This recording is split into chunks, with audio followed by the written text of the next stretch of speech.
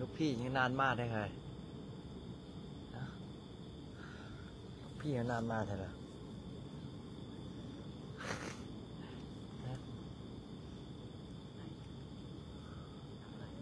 ก็ไอ้กุมารน้อยนะ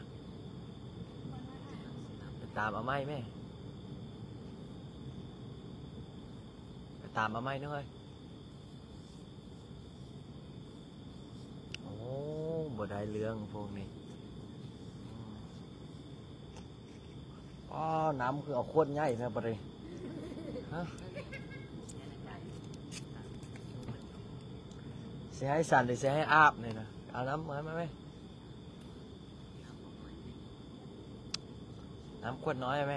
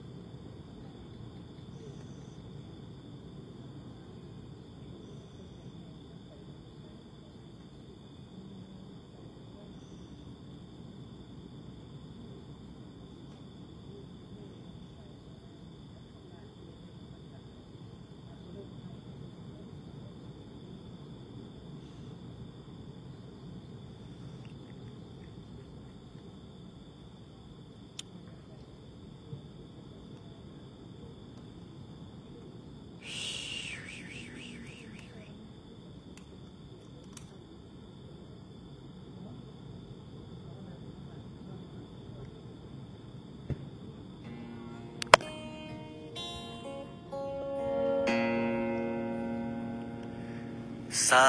ธุเด้อพระเจ้าองค์ดำชีวิตลูกช้ำลบหลีเวรกรรมไม่พ้นบ่ถือไผบ่ฮู้บ่ทนทางสู้เหลือแต่ทางจนวันนี้ในทุกเหตุผลลมหายใจมีแต่น้ำตาลูกจึงหอบใจมาวัดป่าบนนารินพระอาจารย์รินวอนได้ยินเสียงลูกด้วยนะขอพึ่งบารมีสู่จิตโตข้ามฝั่งโชคชะตาลบพวงเวลาที่ผ่านมาทุกเรื่องร้ายๆรัดคิวรวยให้แน่ปัดเป่าความแพ้ออกจากชีวิตให้ได้รับสิทธิ์เป็นคนโชคดีเป็นเศรษฐีคนใหม่รัดคิวรวยให้แน่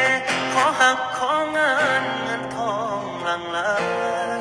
รางวัลที่หนึ่งขอจะเก้าใบพอได้หายใจมอนมอนน้ำโม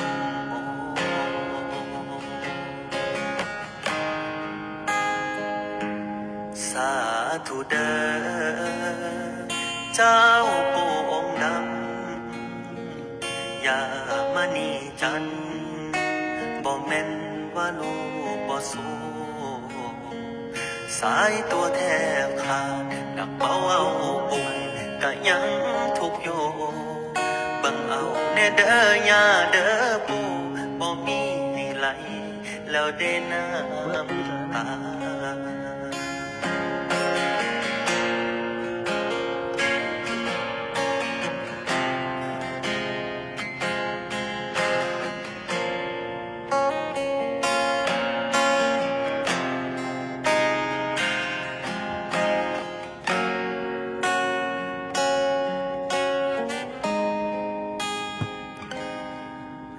จึงหอบใจมาวัดป่าบุญนารินพระอาจารย์รินวอนได้ยินเสียงลูกด้วยนะ ขอพึ่งบารมีสู่จิตโต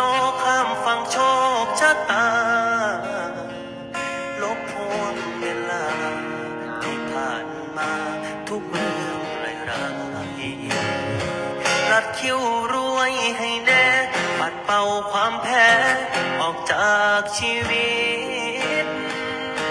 ให้ได้รับสิทธิ์เป็นคนโชคดีเป็นเศรษฐีคนใหม่นัดคิวรวยให้แน่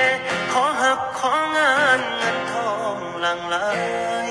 รางวัลที่หนึ่งขอจะเก่าใบพอได้หายใจมอนน้ำรางวัลที่หนึ่งขอจะเก่าใบ พุทโธพุทโธพุทโธหนาววะฮะอ๋อไปสำเหนือหนาววะท่านนึกว่าอาจารย์หนาววะหอนปานตับแตกโอ้ช่วงนี้อากาศร้อน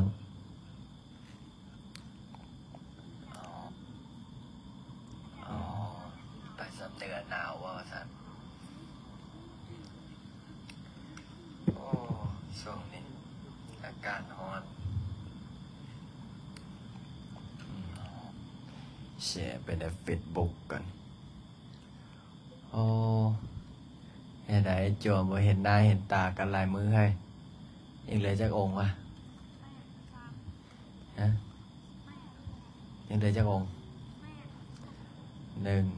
2 3 4 5 6 7 8 9 10 11 12 13 14 15อีก3 องค์ไปใส่ฮะท้องพันไปใส่เฮ็ดเฮ็ดเรียกหากันแล้วเนาะ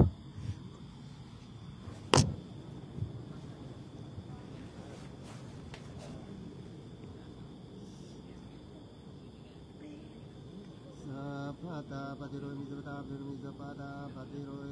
มิสัพพะตาปฏิโรมิสัพพะตาปฏิโรมิสัพพะกะโรดาหุกะอาปัญโนอโรจิมิสัพพะกะโรดาหุกะปฏิโรมิสัพพะกะโรดาหุกะอาปฏิโรมิสัพพะกะโรดาหุกะอาปัญโนอโรจิมิอังปฏิสัพพะอุนานาวัตถุกโยปฏิโยปฏิกาตุมาโมเดปฏิสิเสเม ปัสสิอาวุโสตาปฏิโย อุกะสะมาปฏิปัสสามิ อายติอาวุโสสวรยาสี สาธุตุตุปฏิสัมปฏิสามิตุติยิมปิสาธุตุตุปฏิสัมปฏิสามิตาติยิมปิสาธุตุตุปฏิสัมปฏิสามินาปุเรวะกริสามินาปุเรวะปฏิสามินาปุเรวะกริสามิ สัพพะตาอาปติโยอโลจิมิสัพพะตาอาปติโยอโลจิมิสัพพะตาอาปติโยอโลจิมิสัพพะตาอาปติโยอโลจิมิสัพพะคะโลโลหกะอาปติโยอโลจิมิสัพพะคะโลโลหกะอาปติโยอโลจิมิสัพพะคะโลโลหกะอาปติโยอโลจิมิสัพพะคะโลโลหกะอาปติโยอโลจิมิอาหังโอโสสัมปะหุลานานาวัตถุกโยอปติโยปัสสิมตาตุหะโมเลปฏิเตเสมิ อุกัสสะปัสสะปฏิตาปฏิโย อามาโอโสปัสสะมิ อายติปฏิสัมมุลายถา สาธุตุอาวุโสสวริสามิตุติปิตาตุตุอาวุโสสวริสามิตาติยปิตาตุตุอาวุโสสวริสามินาโพระวังกริสามินาโพระวังปัสสิสามินาโพระวังจิตจิตสามิ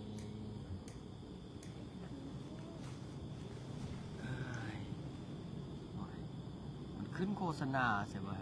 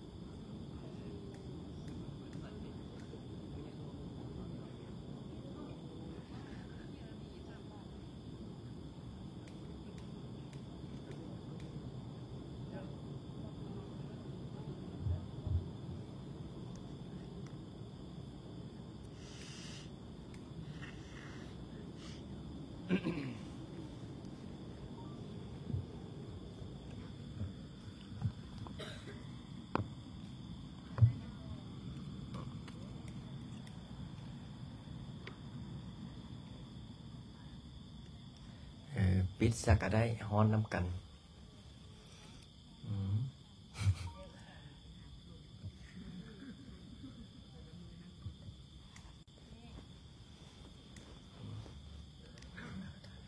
อ๋อยุงมีบ่ฮะนั่งให้เป็นแถวไหมกุ้มได้ให้มันรัดเสมอกันไหม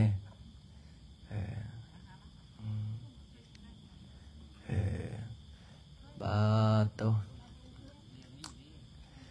มื้ออื่น นี่ก็สิมีผู้หนึ่งสิมาขอบวชนะอายุ9 ปี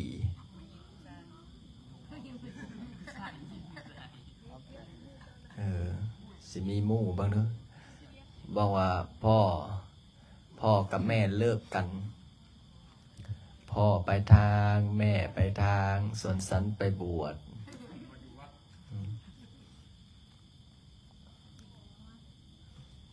อย่าฟ้าจุดเลยเฮ้ยอย่าฟ้าจุดเลยอย่าฟ้าต่างคนต่างไปต่างคนต่างอยู่เชิญลูกเอามาอยู่วัดโอ้มาให้พระอาจารย์เลี้ยงคือเก้าอะเลี้ยงอะต้องเลี้ยงให้เชื่องได้หน่อยถ้าเลี้ยงบ่เชื่องเลี้ยงบ่ฟังไปยังไงอีกมั่งสิกขังขีตะพังนะนั่นเป็นคฤหัสถ์โอ้วันนี้ผู้ใดส่งดาวให้พระอาจารย์เนาะ500 ดาวสาธุ500 ดาวก็ประมาณเบิ่งกัน$1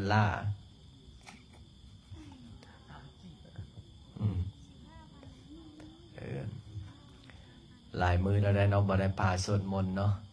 จักมือละ2 มือไปสำเหนือโบคักไปนอนไปสำเหนือคืนแรกไปนอนริมห้วยคืนแรกไปนอนริมห้วยไปนอนตื่นเช้ามาจะเบิ้งป้ามีตะกองขี้เหยื่อนอนดมขี้เหยื่อหมดคืนบอนก็ทิมขี้เหยื่อเพิ่นก็ว่าบ่อนนอนบ่อนคักบ่คักจะได้มันเมื่อยเนาะกลางค่ำบ่ได้ยืนกลางคืนบ่ได้นอนว่าสิขึ้นไปนอนวัดนะมุกตีกองปุ่มเปะเนี่ยสิขึ้นไปนอนวัดกับไปนอนบ่ได้ขึ้นบันไดก็99 ขั้นปะโทแต่ก็ภูมิอกภูมิใจได้ไปฮอดไปถึงเขาเจ้าถามว่าเคยเฮ็ดบุญจังซี่บ่เขาก็ว่าบ่เคยแล้วบ่เคยเฮ็ดบุญเคยเฮ็ดบุญเฮ็ดทานหาพ่อหาแม่บ่เคยเขาว่าบ่เคยเฮ็ดบุญบ่เคยเฮ็ดทานหาพ่อหาแม่บ่มีพระนะ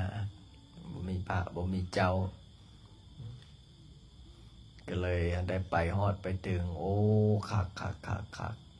เขามาเมิดบ้านครอบครัวมี28 ครอบครัว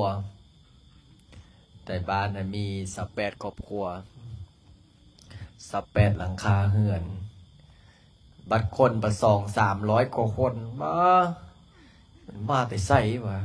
พอออกสันเวทถามว่ามาแต่ไสคนอันนี้ก็บ่ฮู้ตอบว่าผีบังบดนั่นแหละนี่นะพวกผีละมาห่วมน้ำหลายคนไปเลย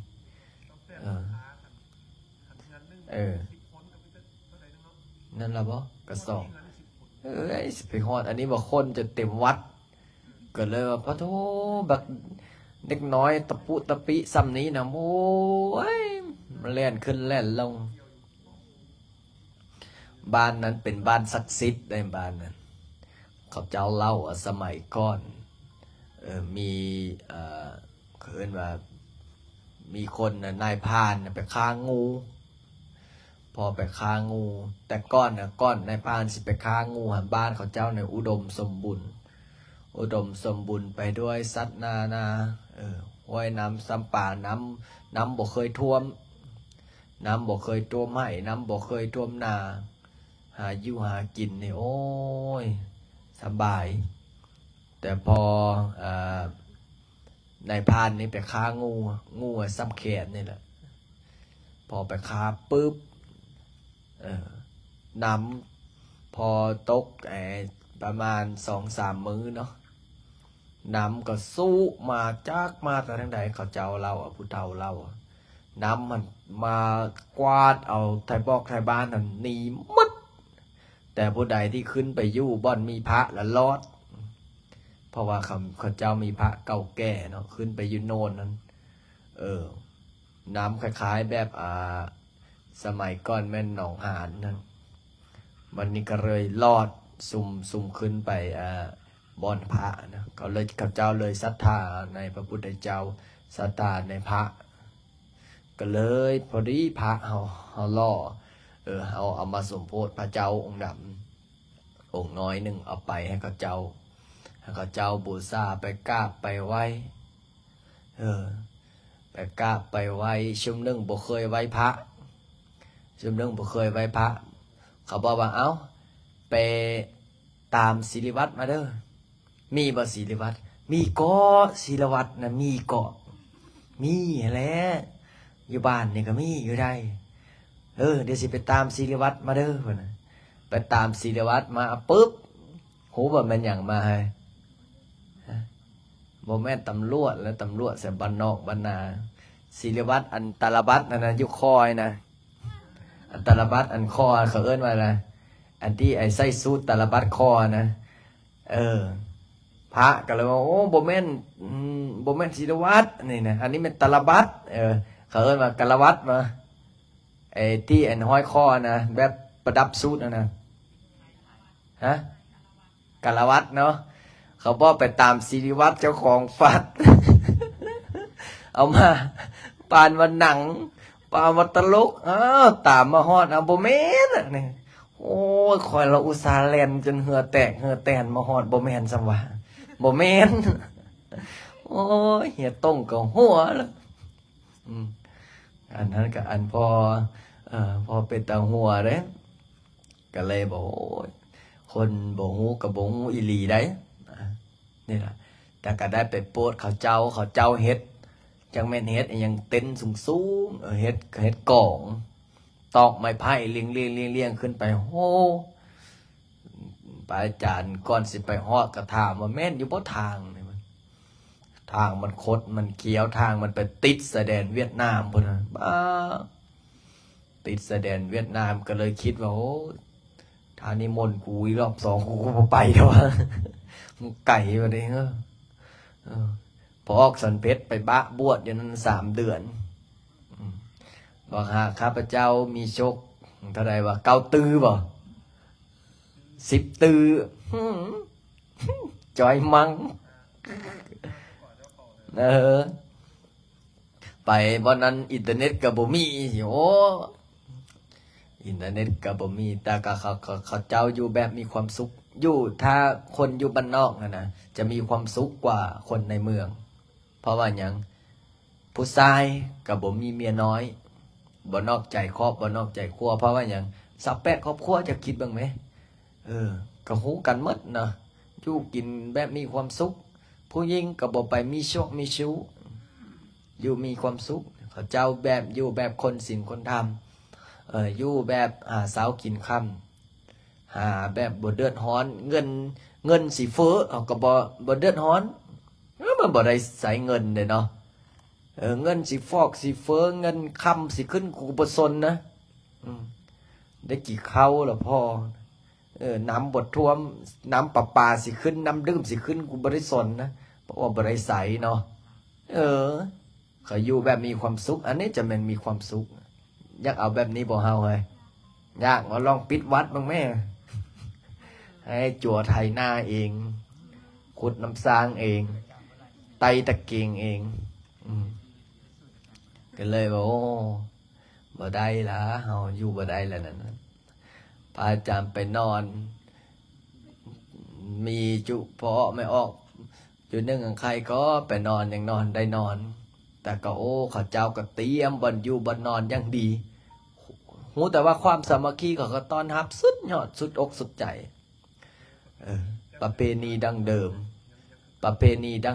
จักคล้องจักกองตีกองปึ๊กกองประกองแตกเนาะตบปึ๊กฟ้อนใส่เสยม่วนนี่แหละ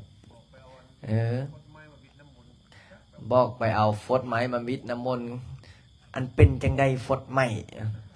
เอาก็ฟดไม้ใบไม้นะบอกไปเอาใบไม้มาฟิตน้ำมนต์ไปกับพวกบางพวกออกสันเพชรไปละแม่พวกออกสันเพชรไปเอาฟดไม้นะไอ้นี่ก็ไปเอามากิ่งเดียวโอ้ยตายก็เลยบอกเอามาลายกิ้งเอาทึกห้างมดส้มจัง เออเออโอ้สักสักเคสักเคสักเคกับใครแม่เสียงไงยักเคกาเมจะรูเปคิริจิคาลาตเตเสียงแบบว่าเสียงผู้หญิงฮะเสียงหวานๆอ่อนๆเฮียต้งก็บอกเอาไม้เข้าใกล้ๆเปิ้นก็หัวอีหินั่นวันนี้ซักไปหลายบัดนี้โอ้อันนี้สิบ่ได้เบิ่งปึ้มก่อนเด้อมาซักไปหลายโพดพระอาจารย์ก็เลยบอกเอาทำนั้นละยันบอกขังว่าซั่นจากเจ้าป่าเจ้าห้วยเจ้าหนองเจ้าคลองเจ้าบึงปู่สังกษายย่างกาสังกสีไล่มาหมดก็สาธุน้ำลาวอยู่แล้วก็ตั้งใจพระอาจารย์ก็นั่งยิ้มอยู่แล้ว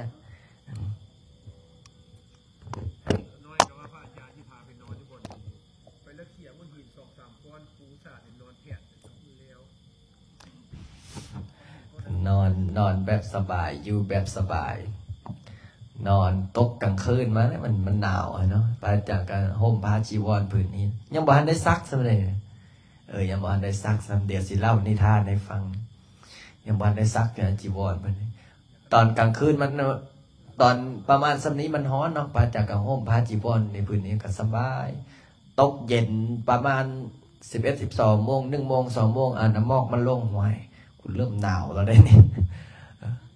หาเบิ่งพอออกสันเพชรห้วยองค์นี้มีผ้าตัวนี่มีผ้าห่มเฮาคือบ่มีมันเสร็จเรียบร้อยอันผ้าห่มแท้ปูนอนก็เลยว่าเอาสิดึงเอามาห่มพอออกสันเพชรกับประจังปูนอนอยู่ทางนี้โอ้ยยังเหลือส้นเดียวนี่ก็ดึงปอมทางนั้นเข้ามาก็โหบเข้ามาโอ้ยหลับเสยนะโอ้คักไปฮอดโอ้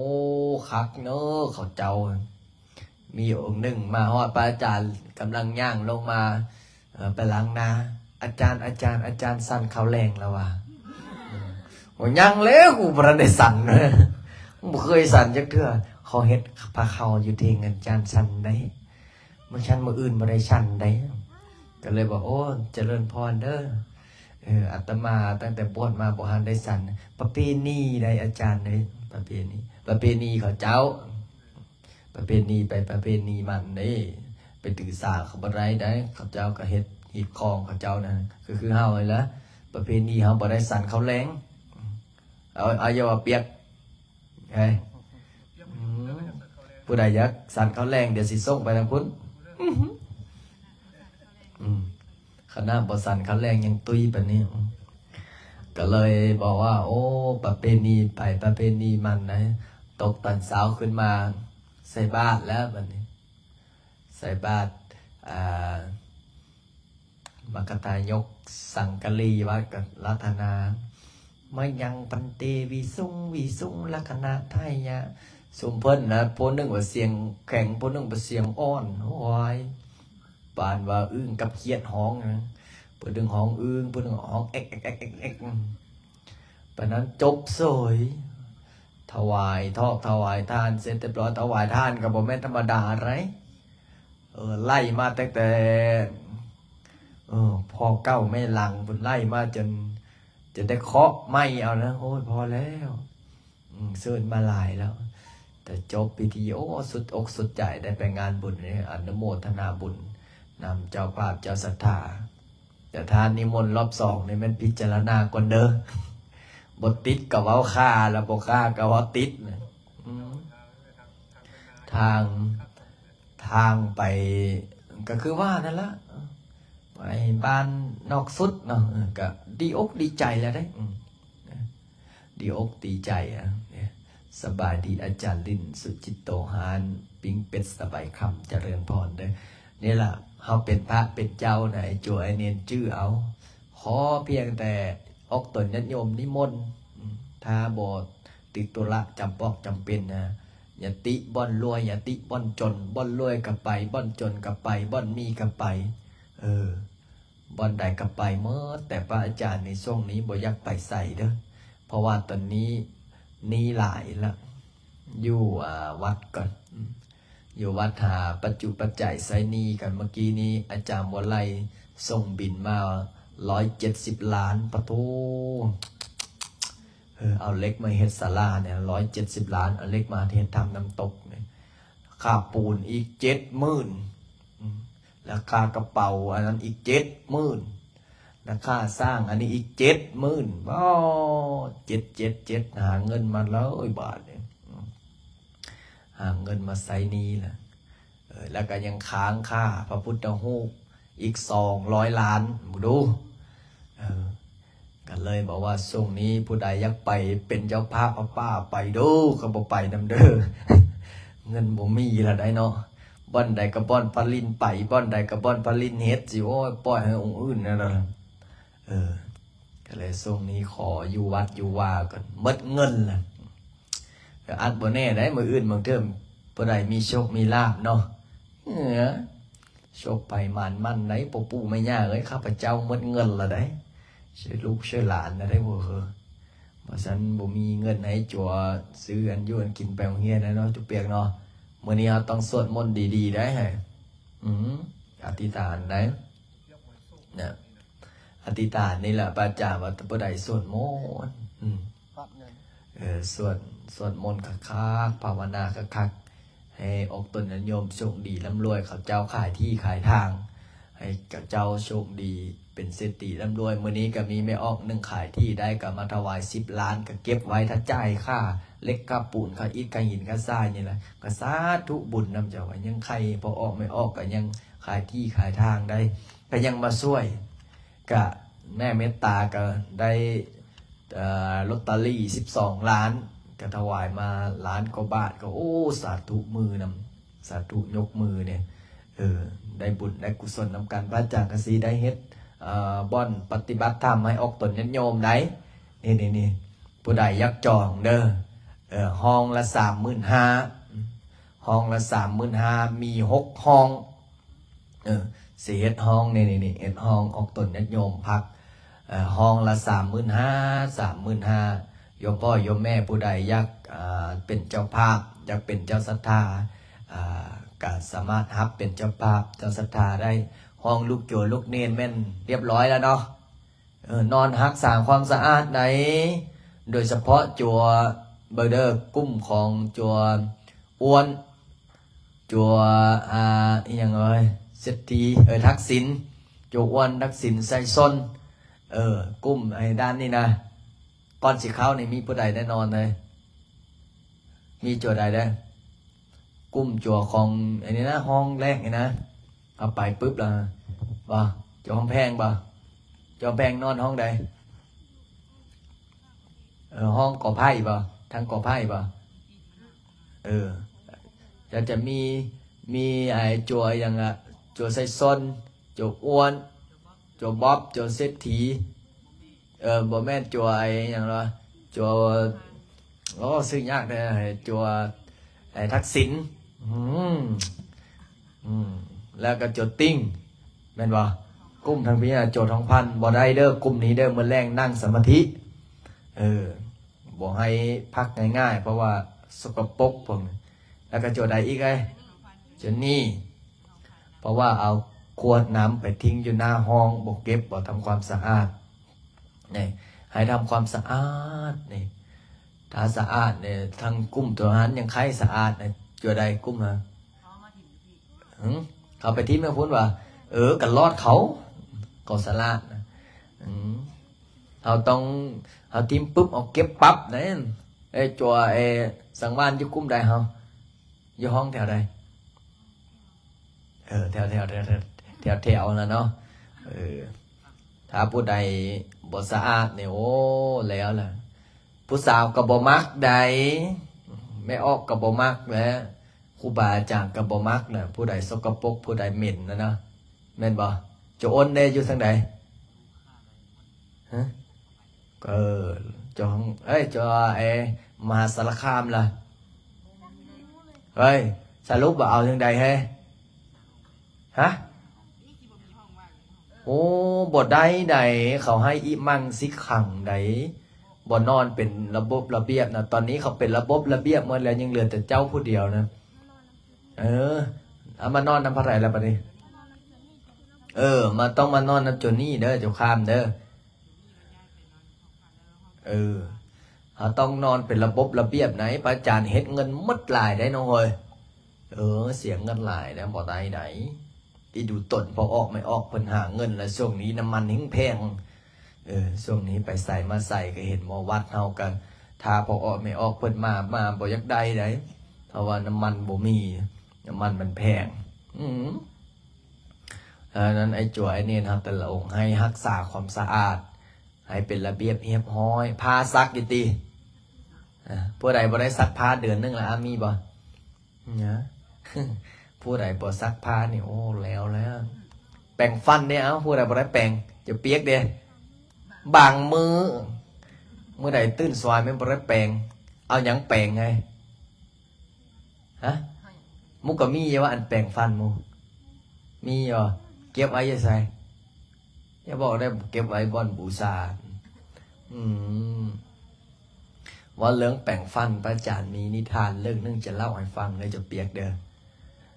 แปลนตะกี้แต่ก้อนสมัยก้อนเนาะ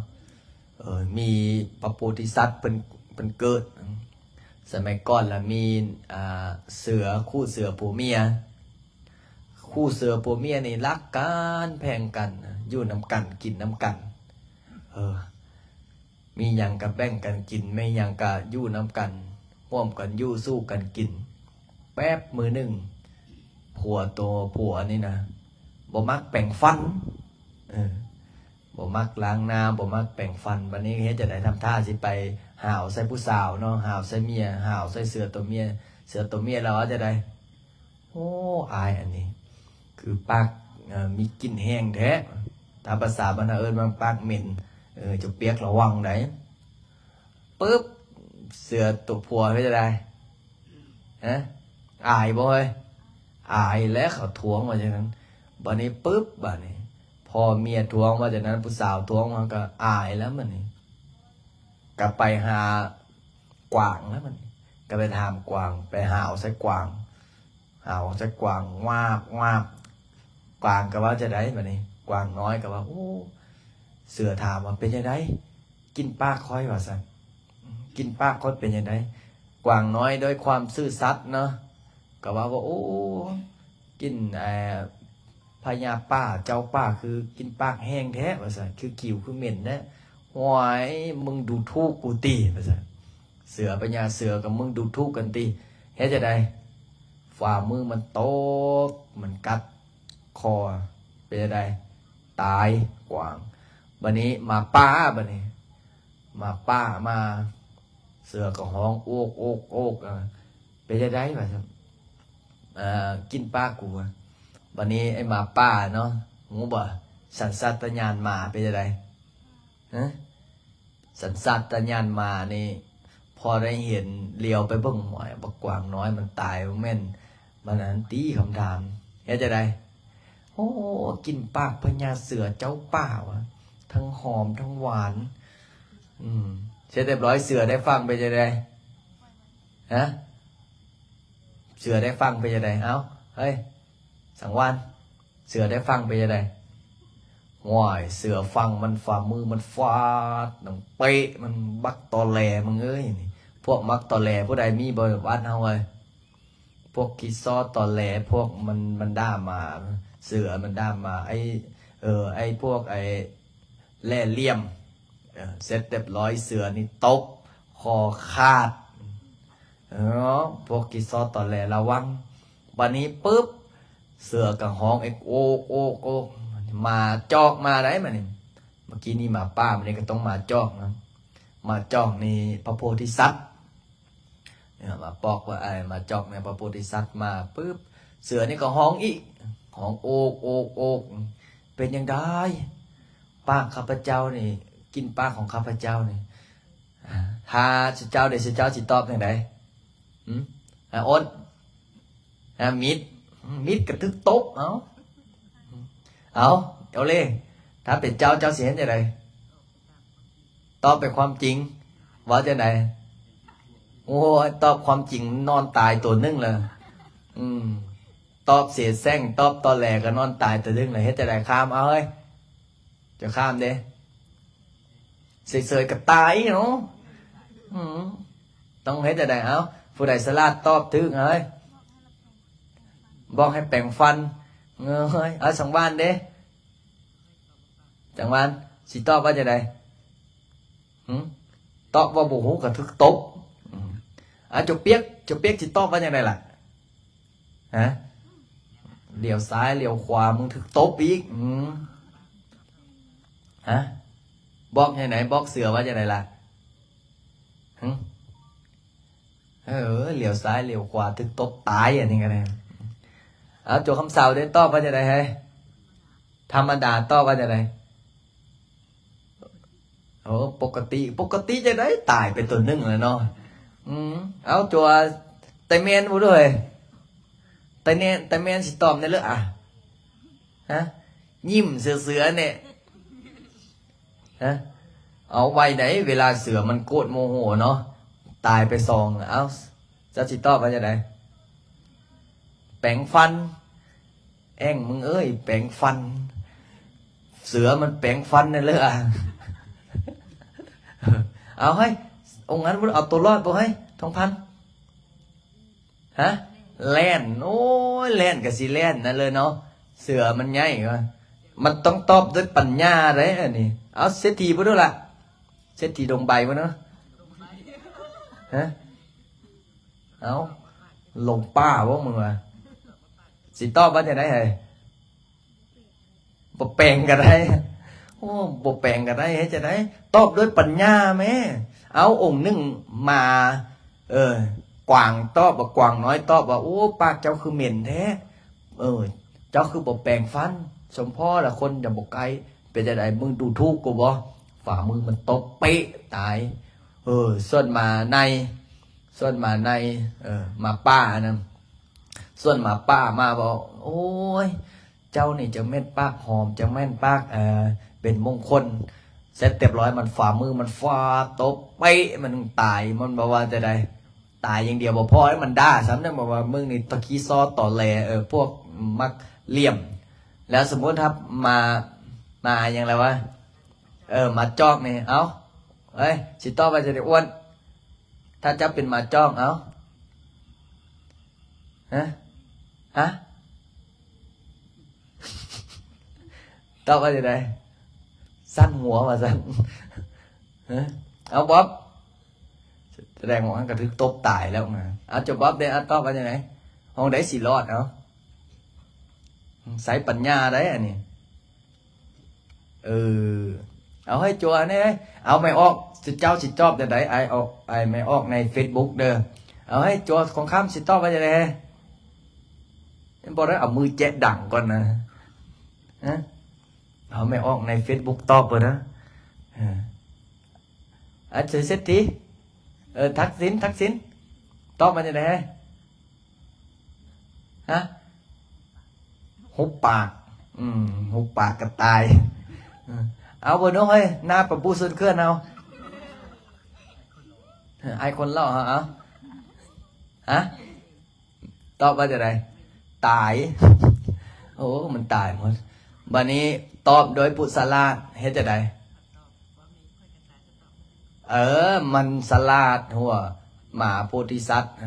โพธิสัตว์มาเกิดเขาตอบโดยปัญญาเฮ็ดโพธิสัตว์นี่กระทำอิชิวเป็นจะได้เฮ็ดเป็นวัดทำท่าเป็นวัดผู้สลาดเหลียวเบื้องสององค์นี่มันตายเมื่อไรดิเว้ยถ้ากูตอบไปมันก็เป็นกูตายก็เลยลีกเลี่ยงไปโอ้ยพญาเจ้าเสือป้าเอ้ยผู้เจ้าป้าเจ้าเขาข้าพเจ้าในช่วงนี้เป็นวัดเป็นไอช่วงนี้เป็นวัดหูดังบ่ได้ยินปันบ่ได้ดมกินปันใดก็เลยจามจี๊ดอยู่เสร็จเรียบร้อยไอเสือนี่ว้าเฮ็ดเป็นอะไรฮะโมโหก็เลยโอ้ไปถามผู้อื่นดีกว่าไปอยู่ใกล้เดียวกูสิเป็นวัดตึมเน่เพราะฉะนั้นเราต้องตอบด้วยปัญญาเด้บ่แม่นว่าโอ้ตอบบางเรื่องเขาบ่จำเป็นต้องตอบตรงเรื่องบางเรื่องเขาบ่จำเป็นต้องว่าตรง เรื่องบางเรื่องเฮาก็หลีกเลี่ยงได้ก็หลีกเลี่ยงเรื่องบางเรื่องเฮาหนีได้ก็หนีบ่แม่นเฮาสิสู้อย่างเดียวเห็นบ่คนบางคนเราบ่ฮู้อะเอ้ากูสิสู้สู้ไปสู้มาฮู้อยู่สู้ไปก็ตายนี่ล่ะเฮาก็ต้องถอยได้ก็ถอยได้แต่อย่าท้อรู้ลบเป็นลบรู้ลีกเป็นลีกเขาเอิ้นว่าจะไดเขาเมืองตาลิ้วต้องยังต้องลิ้วตาตามไหนเขาเมืองตาลิ้วต้องลิ้วตาตามบ่แม่นเขาเมืองตาลิ้วยังเฮ็ดตาซื่ออยู่ว่าเมื่อจะได้มาบัดนั้นล่ะสิได้ลิ้วอีหลีเจ้าเอ้ยเพราะฉะนั้นล่ะคือเฮาคือการคำมาบวชปึ๊บเฮ็ดจะได้ว่าเห็นเขาบ่ได้กินเขาแรงเขาก็บ่ได้กินเขาแรงไหนเห็นเขาสวดมนต์ต้องเฮ็ดหยังต้องสวดมนต์บ่แม่นว่าโอ้ยคำมาบวชปุ๊บหัวอย่ามากวนกูได้อยู่เฮือนบ่มีไผกล้าแตะได้พ่อกูบ่ได้สอนแม่กูบ่ได้สอนได้มาฮอดวัดมึงมีสิทธิ์ไผพอดี3มื้อนึงเป็นจังได๋ได้ลาสิกขาเพราะฉะนั้นแล้วเฮาต้องเป็นโจเป็นเนรเฮาก็ต้องมีศีลมีธรรมแม่นบ่จุนี่ต้องได้อาบน้ำแม่นบ่อาบน้ำซักพงซักผ้าฟังความครูบาอาจารย์อยู่นำกันแล้วทำความสะอาดกุฏิอย่าให้พระอาจารย์ได้ไปบอกไปสอนหลายแม่นบ่สังวานซักกิตี้พายอาบน้ำอยู่ที่เวียกเฮ็ดอยู่ที่โจดไอ้บ่เฮ็ดเวียกไงโจดไอ้เอ้าโจดไอ้ขี้คร้านเอ้าเวลาเขาเฮ็ดเวียกนะอย่าเว้าดังเลยเดี๋ยวเขาจะได้ยินโจดไอ้โจดไอ้โจบอกว่าโจดไอ้เฮ็ดเวียกโจเปียกบ่โจดไอ้โจดไอ้บ่เฮ็ดเวียกล่ะส่วนแบบเวลาเขาเฮ็ดเวียกล่ะไปลีนะโจดไอ้ขน้อยนี่ล่ะเนาะจุเปียกนี่ล่ะแม่นบ่เอ้ยเล่โจดไอ้บ่มักเฮ็ดเวียกล่ะบ่ได้สังเกตรอดไปว่าต้องได้เฮ็ดได้แม่นบ่ทองพันทองพันนี่แก้ขี้เหงื่อทั้งแก้ทั้งนั้นคนบักถอยค่อยๆถอยแม่คนน้อยดึงกับขี้เหงื่อถังใหญ่มันดึงตะแปะ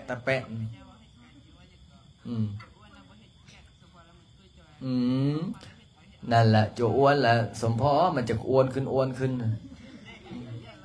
ยกกันแยกกันได้เดี๋ยวมื้ออื่นสิแยกพิจารณาเบิ่งเฮ็ดบ่ได้ที่คนนึงเฮ็ดเฮ็ดนำกันโอ้บ่แยกได้ถ้าเขาแยกนี่ปึ๊บเดี๋ยวได้เป็นคือเสือกับมาป้าได้บ่ร้อนหน้าที่แล้วบ่ได้นั่นน่ะแบ่งกันเฮ็ดนะบ่ได้พระอาจารย์บ่เคยออกกฎแบบนั้นเขาต้องแบบสามัคคีกันได้แม่นบ่เฮ็ดคืออยู่เขาทักษิณนี่เฮ็ดไปเฮ็ดมานั้นจนไหม้แม่นเป้าหลายพุ่นบ่หมงเครื่องเป้า 3-4 เครื่องไหม้หมดดีแต่บ่แพงเนาะเฮ้ยดีแต่ราคาบ่แพงเพราะฉะนั้นแล้วไอ้จั่วไอ้นี่เฮาสามัคคีกันได้ความสามัคคีเป็นยังไงถ้าสามัคคีกันเฮ็ดหยังก็สำเร็จถ้าบ่สามัคคีกันเด้โอ้ล้มเหลวทุกอย่างเฮ็ดบ่พระอาจารย์นี่สอนให้สามัคคีกันได้บางคนบ่สามัคคีถึงพระอาจารย์หายไปจังได๋ปกติถ้าพระอาจารย์เนี่ยบ่เคยหายไผถ้าถึงพระอาจารย์หายผู้นั้นแม่นดวงซวยสุดอาบน้ำมนต์9วัดก็บ่หายแล้วเพราะว่าพระอาจารย์บ่เคยด่าบ่เคยหายไปถ้าผู้ใดตึกด่าผู้ใดตึกหายเนี่ยโอ้ไปอาบน้ำมนต์ซะเด้อแต่จังได๋ก็ยามวันที่12เฮามีหยังมีพิธีอาบน้ำมนต์มาอาบอยู่วัดเฮาก็ได้108พุ่นดอยโจกอาบอยากอาบแก้สวยว่าไงอาบแก้ขี้กากโจใดได้เป็นขี้กากตัวเนี้ยโจอ้นบ่โอ้เป็นเสมือโจข้ามแสดงว่าพวกนี้ขี้ค้านนี่เอาโจใดได้โจเปียกวะเปลี่ยนเป็นนิสัยไงโอ้เป็นขี้กากนำเขาเสยกับโจใดได้อะไรล่ะเอาโจนี่จนนี่สมควรเป็นโอเล่ก็เป็นวะเป็นตุ้มฮ้อนซื่อๆอันนั้นเป็นยังให้เฮาตุ้มใส่หัวนะลองใส่สบู่มณีโซกหมดเด้อยักล่อคือประจานนั่น สองบ้านนี่บ่เป็นหยังเนาะเป็นใช้มือบ่แสดงว่ามักเวลาสวดมนต์น่ะมักกูดมักเก่าเอาไปทิ้งได้จังว่าบ่เฮ็ดเบิ่งก็สิก็สำรวจน่ะมันจ่อไอ้นี่น่ะจุบุญมีเป็นหยังบ่ฮะโอ้บ่เป็นหยังแสดงว่าเราไปพัดไปดูศาลาพระอาจารย์ให้ตลอดนี่มันเลยบ่เป็นหยังซุ่มขี้ค้านเวลาเฮ็ดว่างๆจะไปทิ้งนั้นไปทิ้งมันเวลาเฮ็ดเวียกห้อยเวียกเลยลีๆลบๆลบๆลีๆเขาเอิ้นว่าแต่กินตังเบิ่งกินตังลีขี้ตังเศร้าโอ้ยคือตั้งจุดนึงเขาสวดมนต์ปุ๊บเจ้าของไปนอนอยู่ห้องน้ำพอเขาสวดสัพเพสัตตาค่อยสิขี้หูขี้ตามาเสร็จเต็มร้อยเป็นจังไดได้ซิกแหละนะจอคำสาวบ่ได้เป็นหยังนำเขาติล่ะฮะเป็นหรือบ่เป็นได้บ่ได้เป็นเนาะจะติ้งเด้จอกองคำแสดงว่าขี้ค้านเวลาหมู่เฮ็ดเวียกเก็บกระปุกกระป๋องเก็บเล็กๆน้อยๆเฮ็ดจังได๋เฮ็ดทำท่าไปนั่งใกล้ขาใกล้ห้างดูดน้ำปั่นชูดมันต้องทำความสะอาดเด้จบอบเด้ฮะแสดงว่าอันนี้ส่งถูกกุฏิพระอาจารย์นะจะอ้วนเป็นอย่างได้นี่แสดงว่าขี้ค้านเก็บใส่ซอยทองพันเป็นอย่างได้ล่ะฮะแสดงว่าเก็บใส่กันเอาเสียทีได้ล่ะฮะเป็นอย่างบ่บ่เป็นอย่างเนาะเฮ้ยไอ้ใส่ชดเลยเฮ้ยโอ้เห็นหน้าบูดลานเด้อหน่อยเนาะอาบน้ำได้สักทักษิณได้ล่ะฮะเป็นอย่างวะโอ้แสดงว่าตื่นเช้าได้ดีอันนี้ส่งผลบุญได้โจข้ามเนาะยังเป็นเนาะขี้ขานหน่อยฮะดีแล้วบ่ต้องมานอนนะเขาเจ้าไหนอย่าเฮ็ดได้หลีลบลีน่ะอายเขาได้เว้ยอายไม่ออกแล้วเพราะฉะนั้นแล้วเชื่อเด้อเวลาเฮ็ดเฮ็ดเวียกเวลาตั้งจิตตั้งใจเตรียมสวดมนต์เฮามื้อนี้นะเตรียมสวดมนต์นะมื้ออื่นมีหยังมื้ออื่นนะใส่บาตรได้ใส่นะจำบ่ไล่บ่สุเจ้าใส่มื้ออื่นมีพิธีใส่บาตรเด้อวันเกิดไผโอ้วันเกิดจำบ่ให้ดอย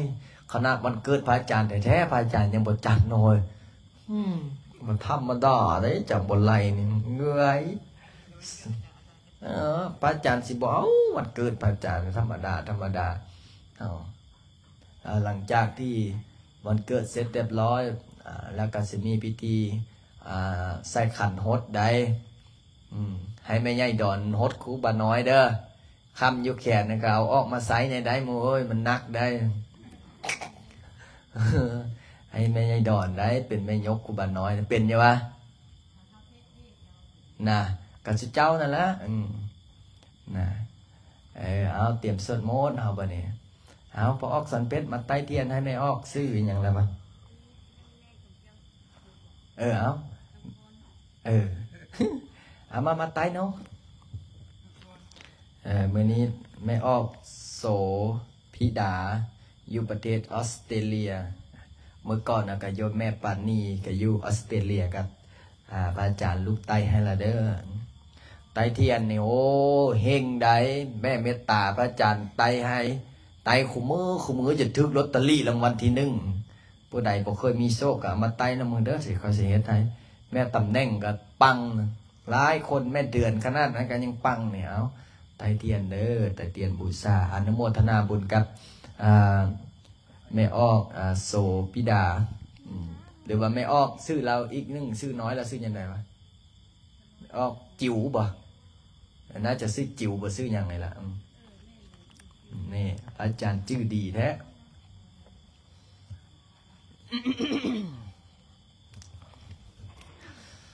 สมันตันจังกวาเรสุอันตระคัสสันตุเทวตาสัทธามังมุนิลาสัสสะสุนันโตสักขโมกทังสังเคกเมจรูปเปกิเลสิกาลตเตจันตริเควิมาเนนเทเปลเตจักาเมตรวนากาเนเคอวัตุเมเกเต ปุมาจายันตุเรวะชารดารวิสเมยกันดาปนาคานเตตันตาสันติเกยังมุนิวารวัจนังสาดโวเมสุนันตุธรรมสวนกโรยัมปัตันตาธรรมสวนกโรยัมปัตันตาธรรมสวนกโลหายัมปัตันตา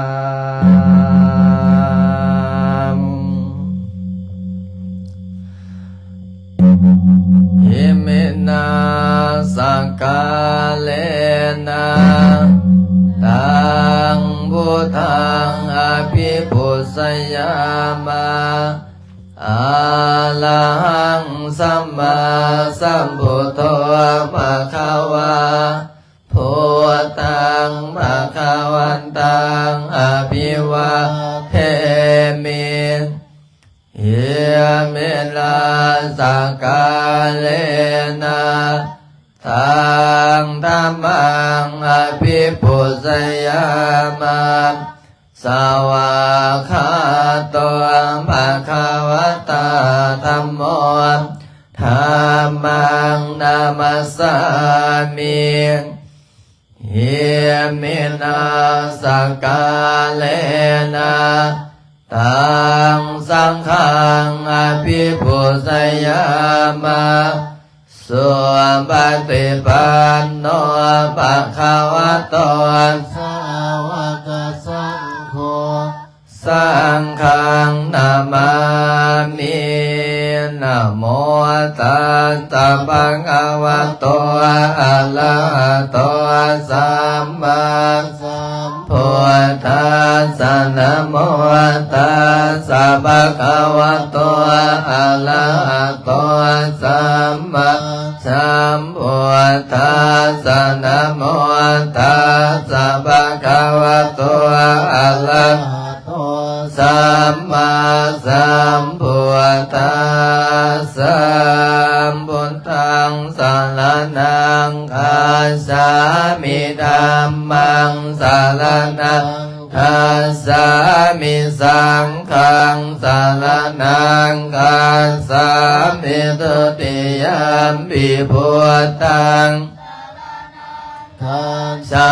มิทุติยมปิธัมมังสรณังคัจฉา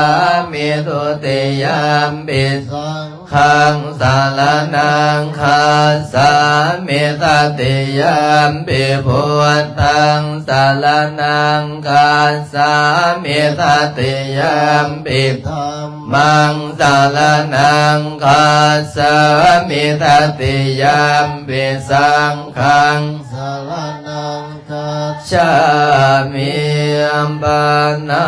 ติปัตตาเวรมณีสิกขาปัตตังสมาธิยามิอาทินนาทานาเวรมณีสิกขาปัตตังสมาธิยามิกาเมสุมิสัจจาเวรมณีสิกขาปัตตังสมาธิยามิมุสาวาทาเวรมณีสิกขาปัตตังสมาธิยามิสุราเมรยมัสสะปะมาทะทานาเวรมณีสิกขาปัตตังสมาธิยามิอิติปิโสภะคะวะอะระหังสัมมาสัมพุทโธเวชาจารณะสัมปันโนสุขโตโลกวิทูอนุตตโล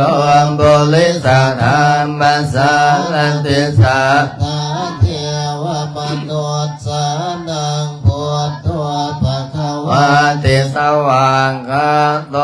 ภะคะวะตาธัมโมสันติติโกอาคาลิโกเอหิปัสสิโกโอปนัยโกปัตตาตังเวอิตาโพเวียนโยเอติสุปฏิ ปันโน ภะคะวะโตสาวกสังโฆอุชุปฏิปันโนภะคะวะโตสาวกสังโฆญาญาปฏิปันโน ภะคะวะโต สาวกสังโฆสามีจิปฏิปันโนภะคะวะโตสาวกสังโฆยติทัง จัต ตาริปุริสายุคานิอันตปุริสัมบุคลาเอสัพพะคะวะโต สาวก กสังโฆอาหุนายโยปาหุนายโยทักขินายโยอัญชลิกรณิโย อนุตตรัง ปุญญาเขตังโลกาสาติติหัง สัมมา สัมพุทโธเวชาจลนะสัมปันโนสุขโตโลกวิโตอนุตตโลบุริสธรรมสารติสัน ทาเทวมนุษย์ สานังพุทโตภะคะวะติสวัง ทาโทภะคะวะตาธรรม โมสันติติโกอาการิโกเอหิปัสสิโกโอม อิโกปัจจัตตังเม นิตาโพวินโยหิติสุปฏิปันโนภะคะวะโตสาวกสังโฆอุน สุปฏิปั ปั น นโนภะคะวะโตสาวกสังโฆญาญาปฏิปันโนภะคะวะโตสาว วกสั สั ง งโฆสามีจิปฏิปันโนภะคะวะโตสาว วกสังโฆยติทัง จัตตาลิปุริสายุคานิอันตัมปุริสัมปุคลาเอ สัพพะคะ วะโตสาวกสังโฆอาหุนายโยปาหุนายโยทักขินายโยอัญ สะเดกาลลิโย อนุตตรังปุญญาเกตังรองการสาติติปิโส ภะคะวะอะระหังสัม มาสัมพุทโธเวชาจลนะสัมปันโนสุขโตโลกวิโตอนุตตโลปริส สัทธรรมสาร ติสันหาเทวมโนสานังพุทโธภะคะวะติสวากาโตภะคะวะตาธัมโมสัน เทียติโกอาคาลิโก เอหิปัสสิโกโอมปนะหิโกปัจจตังเวริตาโพวินโยหิติโสปฏิปันโนภะคะวะโตสาวกสังโฆอุต สุปฏิปั ปั น นโนภะคะวะโตสาวกสังโฆสามีจิปฏิปันโน ภะคะวะโตสาว กสังโฆยติทานจันตาลิปุริสายุคานิอันตปุริสัมปุก คลา เอสัพพะคะวะโตสาวกสังโฆอาหุนายโยปา หุนาย โยทักขินายโยอัญชลีกัลนิโยอนุตตลังปุญ ยัง เขตังโลกาสติยมบาหงสังหาสัมมาพิเนม มิตัสสะอุทาน ตังกิลิเมกาลังอุเตตังโพลัสันเสนามาลังทานาทิธรรมวิตินาน จิตตวา โมเนนดอนตันเตสัสสัมภวตุเตชยมังคลานิมาลาติเลกัมมปิโยสิตัสสะภาลาเตงโครัมปนาลวะกัมมังอมตานายังขังกันเตสุทันตวิตินาสิตวามุนิมดอน อันเตสัสสะ ภวตุเต สยมังคลานินาลาคิริงกัจจวรังอันติอันตะพุทธังทาวากิจังกัมมัสสเนวสุตาโลนันตังเมตัมบุเสกวิตินาสิตวามเนนโดตัมสัสสะภาวะตุเตสยมังคลานิเขตขังกัมมติหันตสุนารุนันตันตาวันติโยนสนปทังคุลิมาลวันตังเอเทปิสังกตมันโนสิตวามเนนโดตันตัสสะภาวะตุเตสยมังคลานิการตวานาการตัมพุทธลังเอวกะพินิยาเจนจายตวันตวัจนังสนกายมาเสสันเตนะโสมวิตินานโมเนนทอนตันเตสัสสะภาวะตุเตสยมังคลานิสัจจังวิหายมติสัจจกวานเกตุงวันตาพิโลปิตมังนังอันติอันตะพุทธังปัญญาปฏิปัจจลิโตสิตวาโมเนนทอนตันเตสัสสะภาวะตุเตสยมังคลานินันโดปนันดปุสะขังวิปุถังมหิเตียงปนสะเขนตมาปยันโตอิโตปเตสวิตินาสิตวามเนนโดทันเตสัสสะภาวะตุเต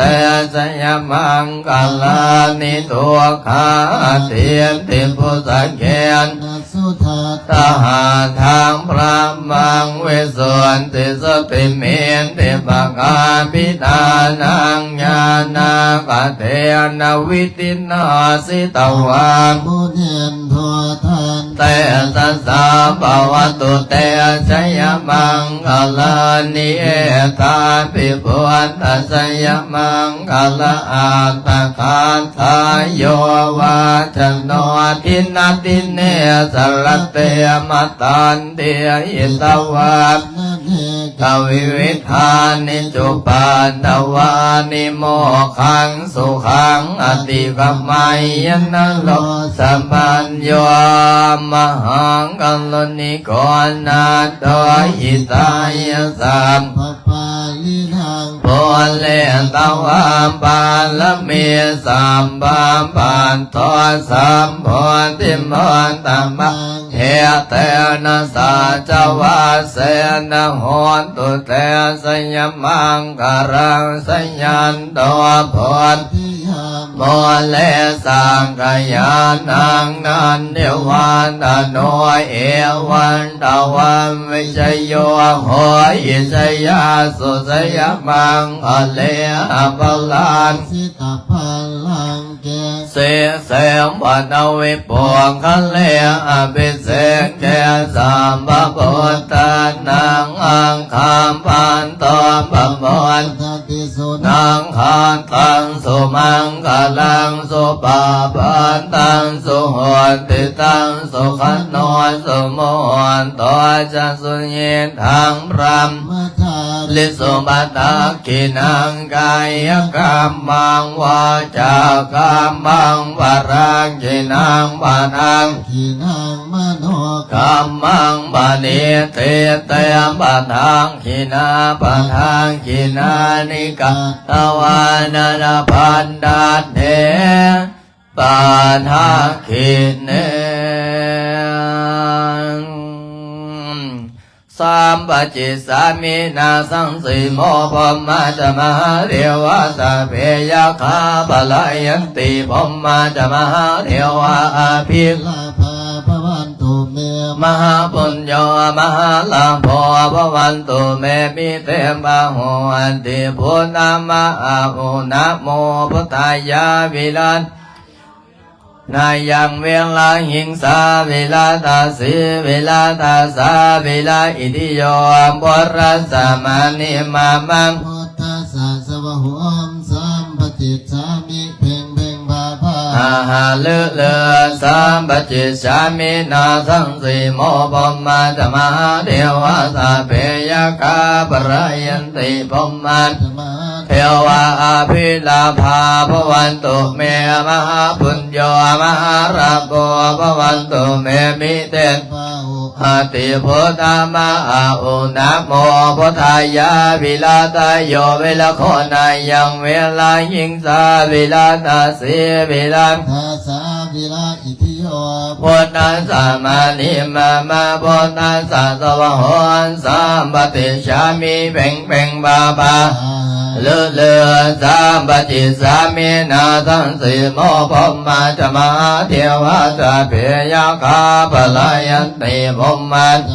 เทวาอภิลาภาภวันตุเมมหาปุญโยมหาราโภภวันตุเมมิเตปะหุอาติพุทธมาอุนะโมพุทธายาเวลากายโยเวลโคนายังเวลายิงสาเวลาทาสีเวลาตาสาเวลาอิติโย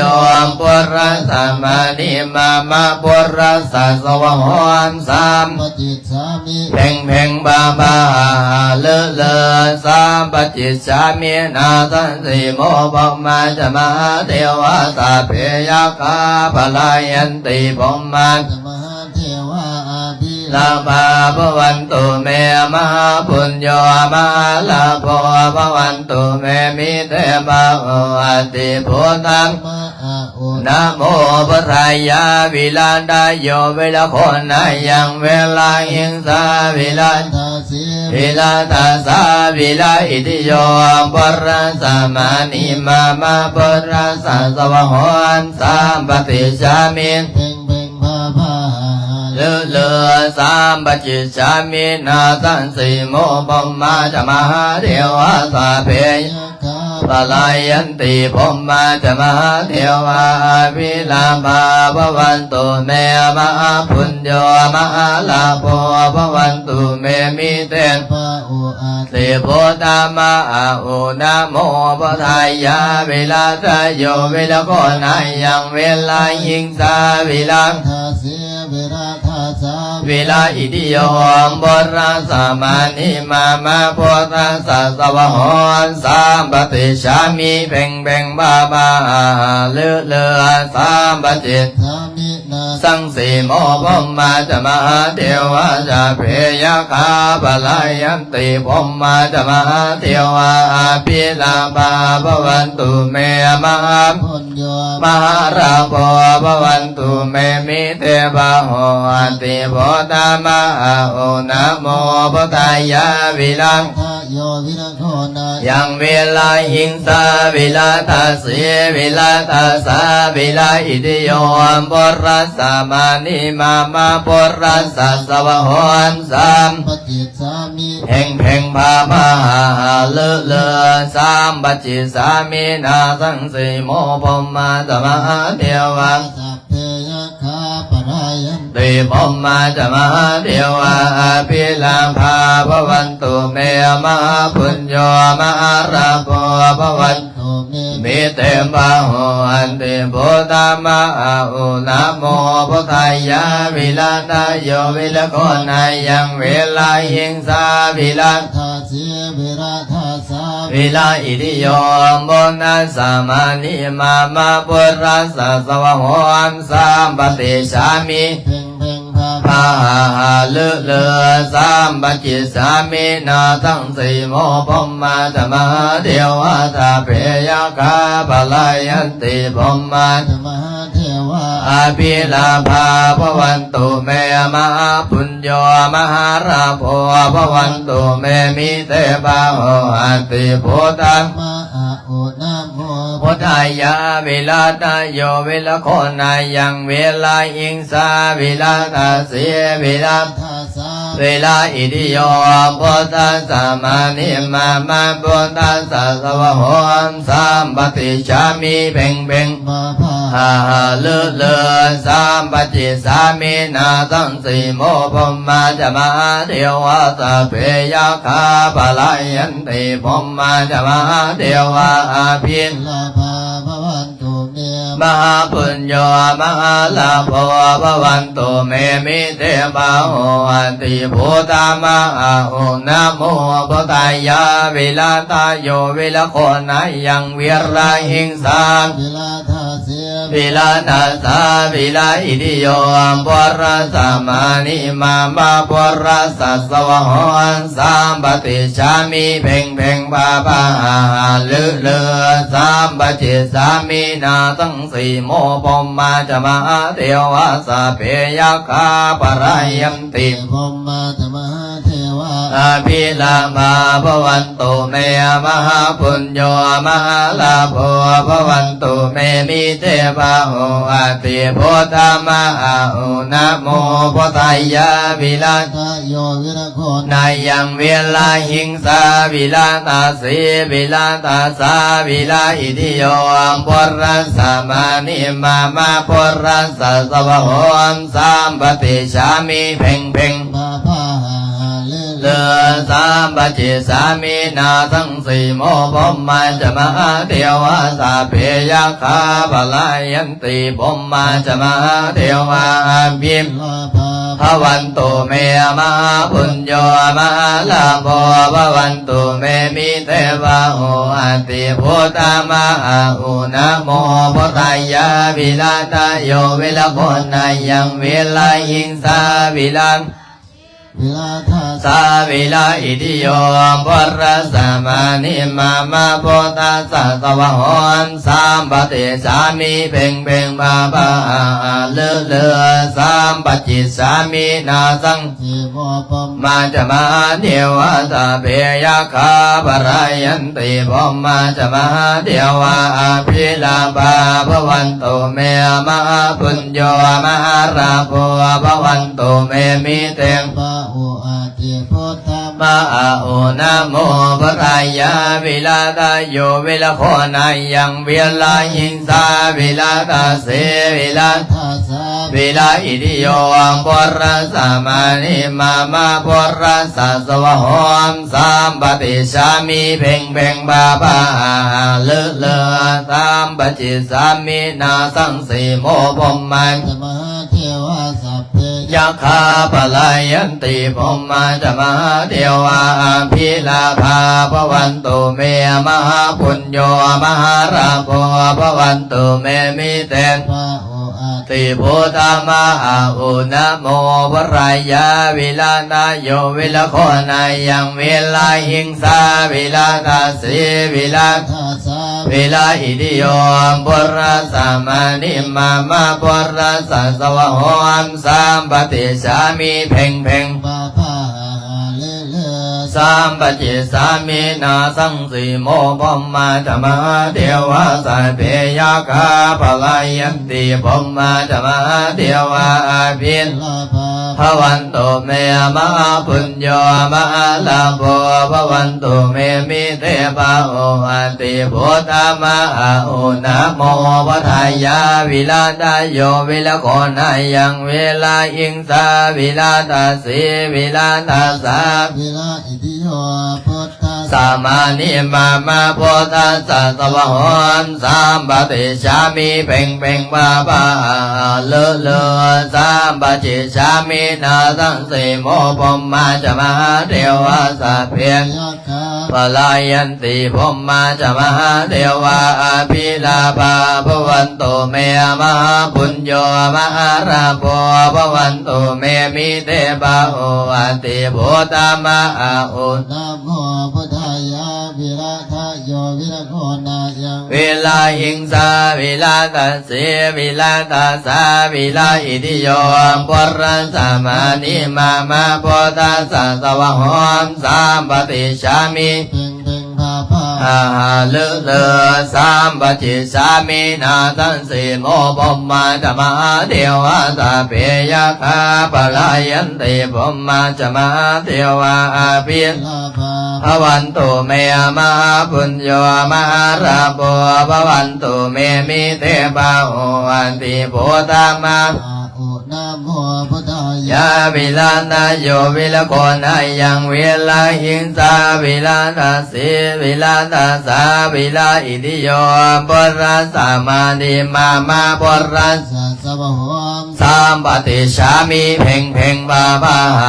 เลือเลือสามปฏิสามีนาตั้งสีโมพมมาจะมหาเทวาสาเพยคาบารายันติพมมา ธรรมเทวาอภิลาภ ภาพวันตุเมมหาปุญโยมหาราโภภวันตุเมวิเทปะโอวันติโพธามะโอนะโมพุทธายาวิลา ตาโยวิรโคน นายังวิลาอิงสาวิลาทัสสีวิลาทัสสาวิลาอิติโยปุรัสสามานิมา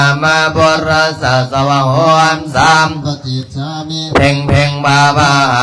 เลือเลือสามปฏิสามีนาตั้งสีโมพมมาจะมหาเทวาสาเพยคาปลายันติพมมาจะมหาเทวา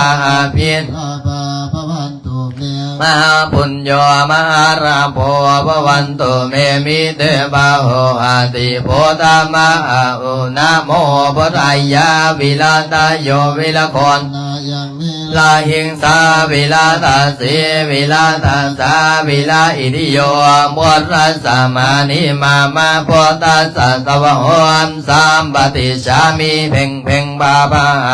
เลือเลือสาม ปฏิสามิ นาสังสีโมพมมาจะมหาเทวาสะเพยคาปลายันติพมมาจะมหาเทวาปิลาภาภวันตุเมมหาปุญโยมหา ลาภัวพวันตุเม เมเตบาโหติพุทธามะอุนะโมพุทธายาวิลาตาโยวิลโกนายังวิระ หิงสา วิลาตาเสวิลาตาสาวิลาอิติโยพุทธัสสะมานิมาพุทธัสสะสวะโหสามปฏิสามิเพ่งเพ่ง บาภา เลือเลืออิติปิโสวิเศษอิ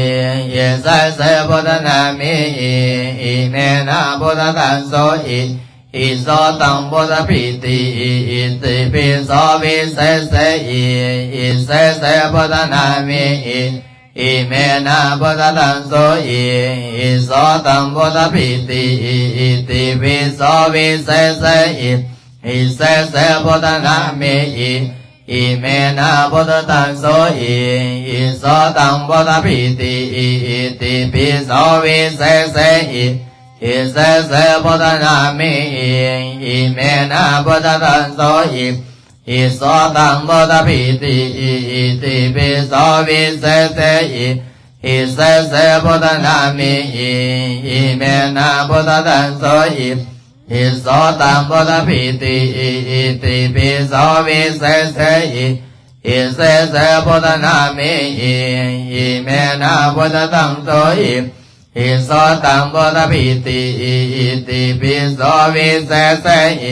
อิเสสพุทธนามิอิเมนะพุทธตังโสอิโสตังพุทธปิติอิติปิโสวิเศษอิเสสพุทธนามิอิเมนะพุทธตังโสอิโสตังพุทธปิติอิติปิโสวิเศษอิเสสพุทธนามิอิเมนะพุทธตังโสอิโสตังพุทธปิติอิติปิโสวิเศษอิเสสพุทธนามิอิเมนะพุทธตังโสอิโสตังพุทธปิติอิติปิโสวิเศษอิเสสพุทธนามิอิเมนะ พุทธตังโสอิ อิโสตังพุทธปิติอิติปิโสวิเศษอิเสสพุทธนามิอิเมนะพุทธตังโสอิโสตังพุทธปิติอิติปิโสวิเศษอิเสสพุทธนามิอิเมนะพุทธตังโสอิโสตังพุทธปิติอิติปิโสวิเศษอิเสสพุทธนามิอิเมนะพุทธตังโสอิโสตังพุทธปิติอิติปิโสวิเศษ อิเสเสพุทธนามิอิเมนะพุทธตังโสอิโสตังพุทธปิติอิติปิโสวิเศษอิเสเสพุทธนามิอิเมนะพุทธตังโสอิโสตังพุทธปิติอิติปิโสวิเศษอิเสเสพุทธนามิอิเมนะพุทธตังโสอิโสตังพุทธปิติอิติปิโสวิเศษอิเสเสพุทธนามิอิเมนะพุทธตังโสอิโสตังพุทธปิติอิติปิโสวิเศษอิเสเสพุทธนามิ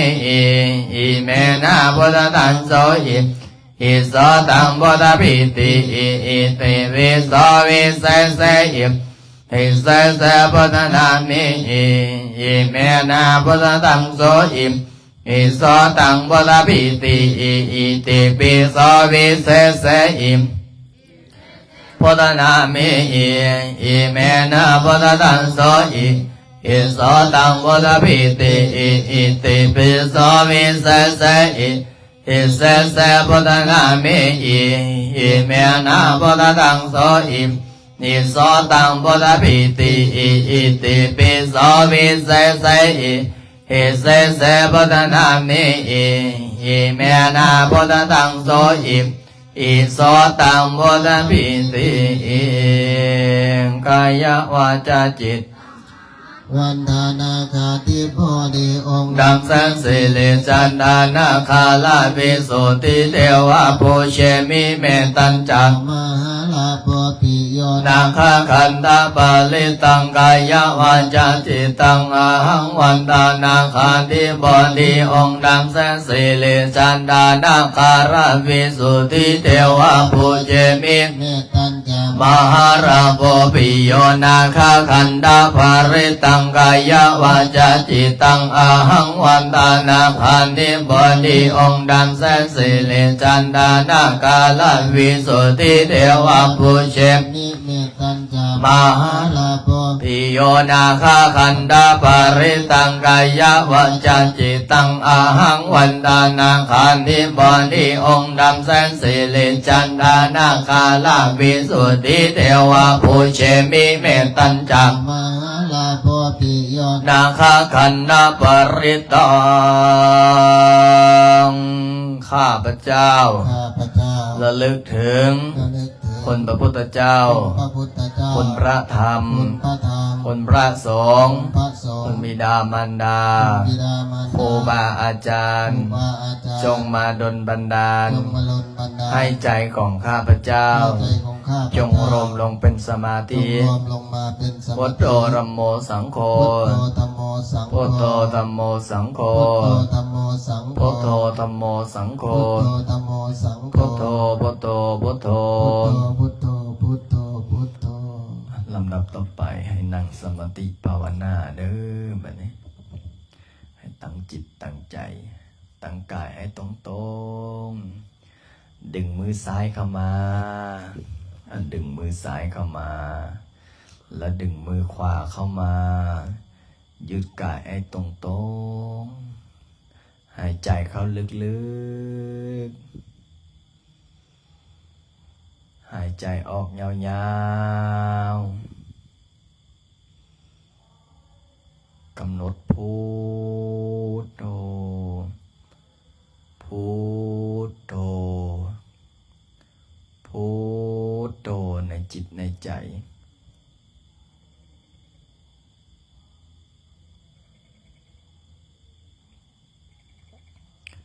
มื้อนี้ได้สวดมนต์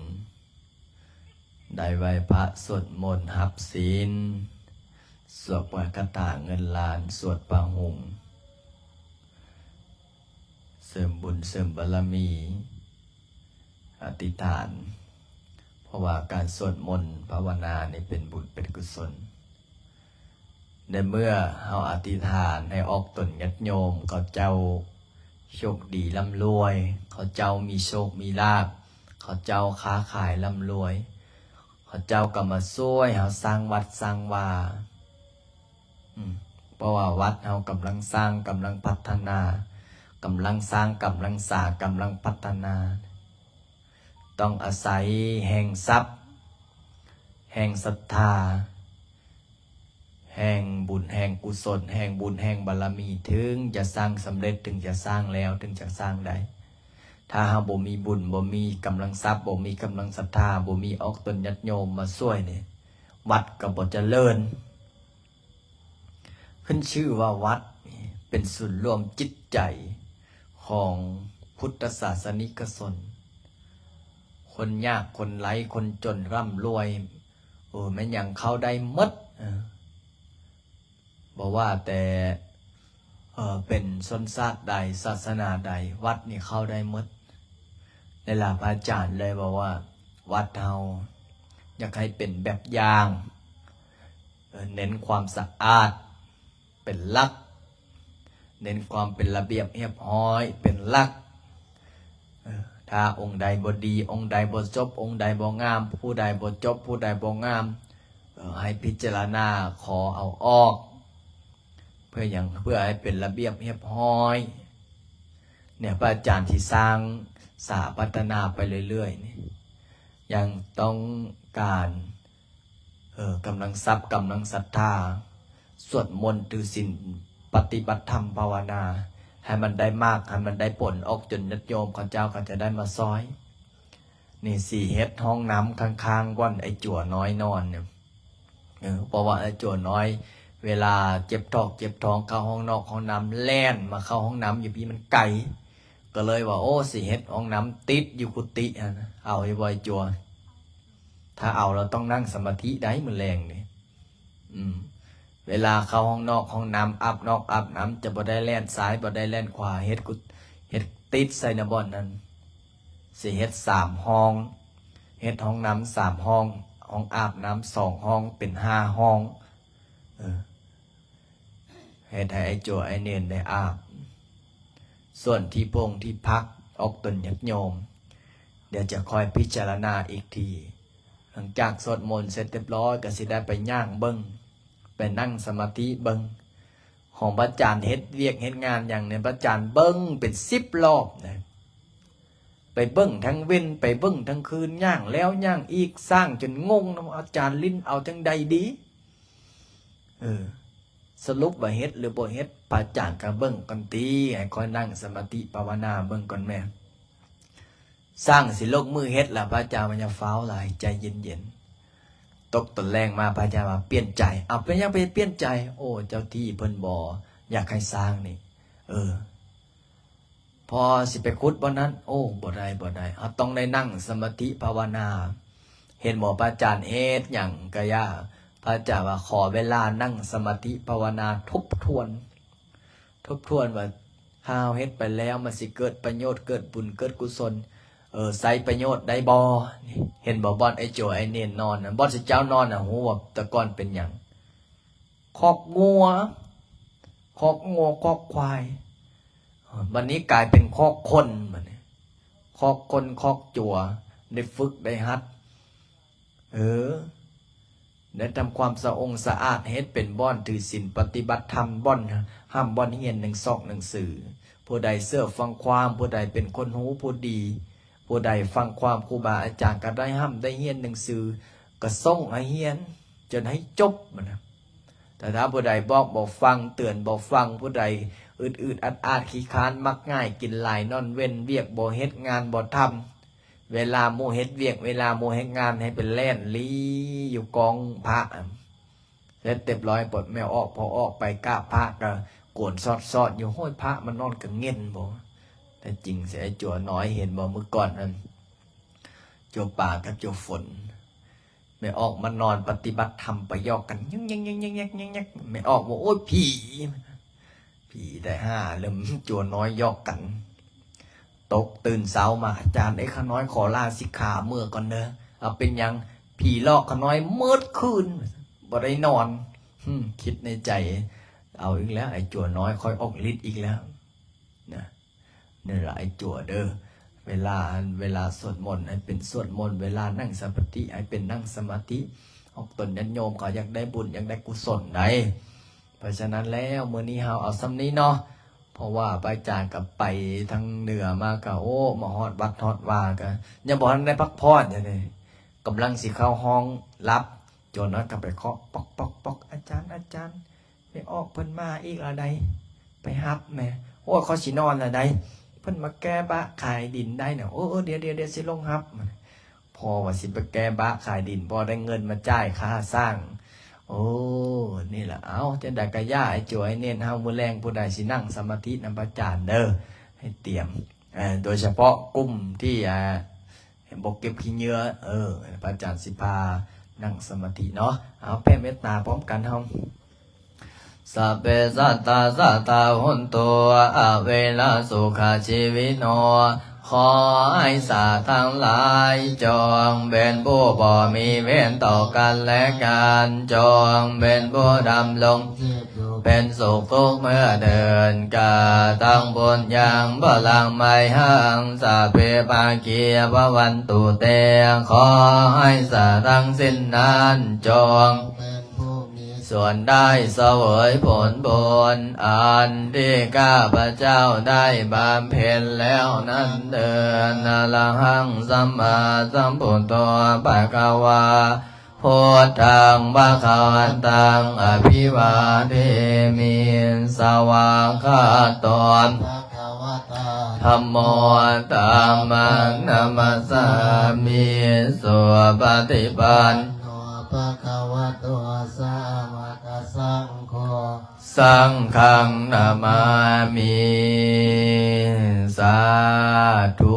พระพุทธเจ้าพระธรรมเจ้าพระสังฆเจ้าคุณงามความดีบารมีเจ้าปู่เจ้าย่าเทพไตรเทวาผู้องค์ดำแม่ย่ามณีจันทร์สิ่งศักดิ์สิทธิ์ทั้งหลายข้าพเจ้าทั้งหลายได้สวดมนต์ถือศีลปฏิบัติธรรมภาวนาแผ่เมตตาให้ปู่ให้ย่ามีฤทธิ์มีเดชมีอภินิหารบันดลบันดาลให้ลูกให้หลานโชคดีร่ำรวยด้วยเถิดเอาเกียม1 2 3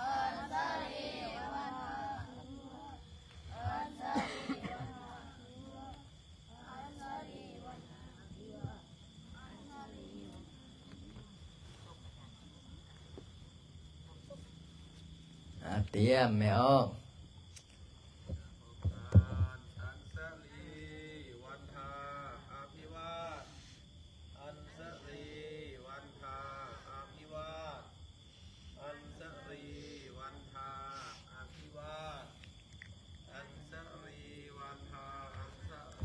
พรสุขิติกาโยโคภาวะอภิวัตนาสิลิสานิจังวุตาปัญจานิโนจัตตาโลธัมมาวัฏันติอายุวันโนสุขัง